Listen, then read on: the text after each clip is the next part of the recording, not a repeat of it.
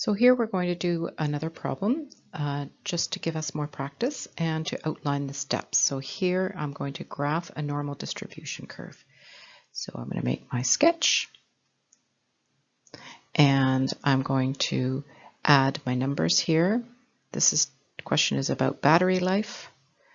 So the average battery life is 50 and the standard deviation is 15 hours. So 65, 80, 95, and this is measured in hours, and down 35, 20, and 5. So what we're saying is that for this type of computer, most computers will have a battery life of between 5 and 95 hours. I am going to label my horizontal axis with real units. That's this, the hours, and with z-scores. So that's a z-score of 0, 1, 2, 3, and -1, -2, -3. And then I'm going to shade the area that I'm looking for. So he's looking for between 55 and 75 hours. So that's between here and here. So 55 is a bit more than 50 and 70 is between 65 and 70. And I'm not too accurate about where that goes. I just want approximately to get the shading right. So that's the probability or the area that I am looking for. So I've listed here what we had just found, this XL, which is X is in hours, and this was 55, and this was 70. So this is the X value on the left, and this is the X value on the right. And the next door is to find the z-scores.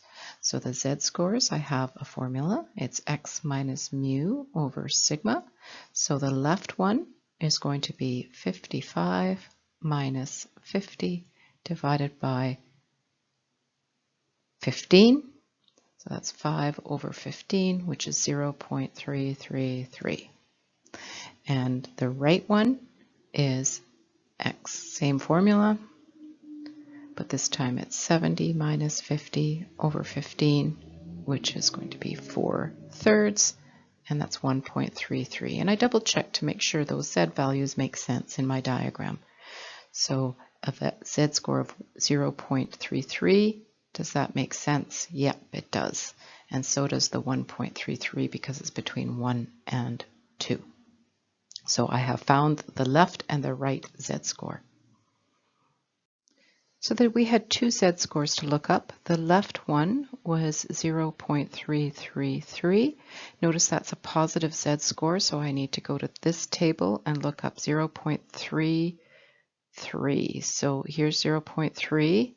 This is 0.33. So this gives you a little bit more accuracy, and it doesn't have 3 decimal places. This is as accurate as it's going to get. So the probability is of having a z-score less than 0.33 is 0.6293. The second one was the right side, which was 1.33.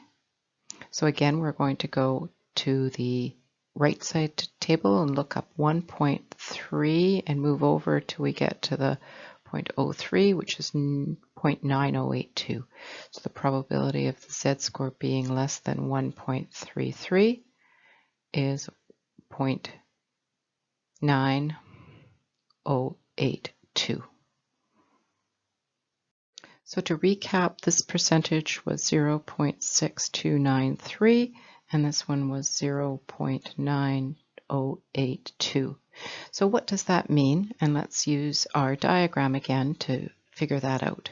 So we looked up the related percentages in the table, and now we're going to take a look at what that means.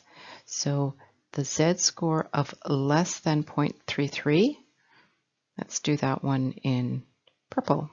So less than here's 0.33, and you want less than, so that means everything in here is going to be 0.6293 or 62.93%. In green, or let's maybe do it yellow. Here, yellow is below 1.33, so everything, here's my 1.33, my right bound, and everything below that is 0.9082. So all of this is 0.9082. So that should give you a hint at how I'm going to calculate what the middle piece is, which is this blue piece in the middle. Remember, that was our original question. So hopefully you understand that we have to subtract the two percentages that we just calculated to find out the probability of the z-score being between 1.33 and 0.33. The probability will be the 90.82% minus the 62.93%.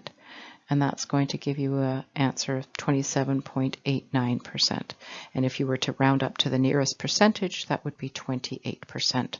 So this is 28%.